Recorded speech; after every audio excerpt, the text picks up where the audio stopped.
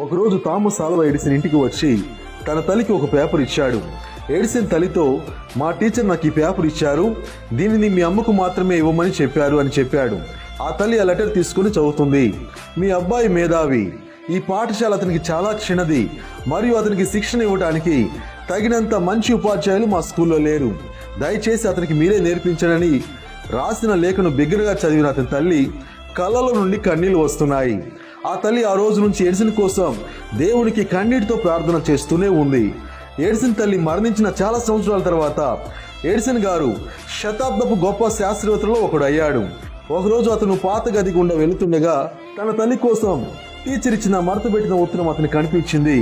Edison గారు దానిని తెరిచాడు. దానిలో ఇలా రాసి ఉంది: మీ అబ్బాయి మానసిక వ్యాధితో బాధపడుతున్నాడు, మా స్కూల్లో అతనికి చోటు లేదు కనుక స్కూల్ నుండి బహిష్కరించామని లేఖపై రాసి ఉంది. ఎడిసన్ గారు దాన్ని చదివి